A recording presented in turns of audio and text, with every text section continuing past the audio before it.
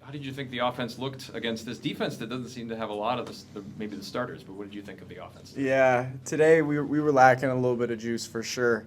I think we still were executing at a high level. I mean, like Cage was saying earlier, it's been a completely different offseason and really changing our mindset and not so much talking about that end destination, but like you said, really locking into the process. So we performed not our best like we could have today, but throughout spring ball, we're light years ahead of where we were last year in spring ball.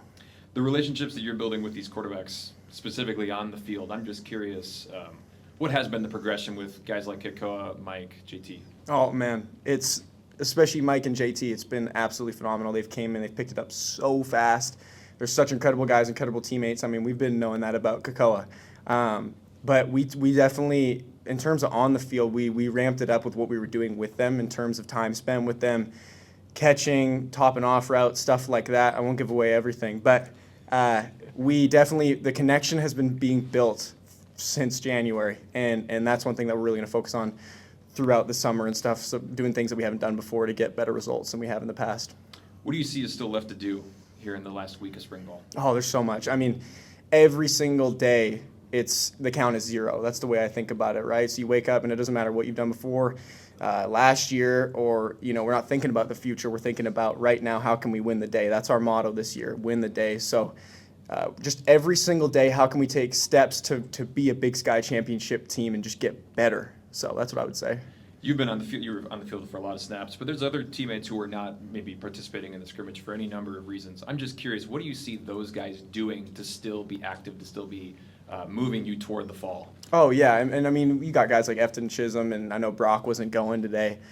They've got their own things that they're improving on. I mean, he was taking the snaps for the field goals and stuff like that. So, I mean, trust me, guys are in here for a majority of their day.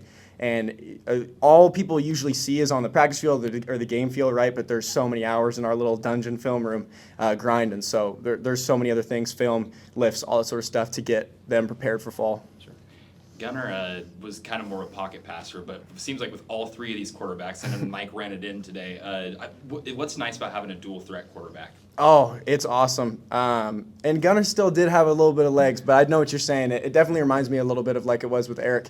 And it opens up everything. I think the biggest thing for us is we get back to what we talked about before with the ball finds energy. So as soon as quarterback breaks the pocket, we get to run around and find space, and that's some big plays get made. And I think even you've seen Mike. Mike is so dynamic. All three of them really are, but it's awesome to see. It's like a whole nother addition to our attack, and it really scares the crap out of any defense that we play, right? So it's awesome. And I know you're kind of a veteran guy being on this team for so long and seeing being in spring ball multiple times. What's just the difference between this year and maybe past years? I mean, it just seems like the staff is more connected, the players are more connected, and not necessarily, I think we were really close last year, but we're a different type of close where we're going to hold each other accountable, right? Sometimes that's tough to do, but if you really love someone, you're not going to let them do things that aren't good for them, right? So when they don't have energy, bringing them up, and I think just leadership in general, we got so many guys stepping up and taking the initiative to really be the change and start with themselves, right? How do I get better? But then look to the guy next to them. It's so easy to get in your own bubble. And I think we're really getting outside our bubble and encouraging guys, helping young guys out. I think that's huge. And really reconnecting a group of leaders on the team that are all on the same page. That's what I think has been one of the biggest differences. What's the mindset going into this last week for you guys? Attack every day, right? I said our thing is it's win the day. We're just focusing on winning the day. We got a lift after this, so I'm going to go crush this lift. And we're going to watch film on Monday, Sunday off. So that's what it is, one day at a time.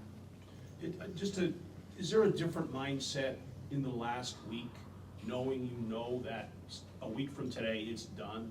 Is there a different mindset for you? I think Cage said it, like not really.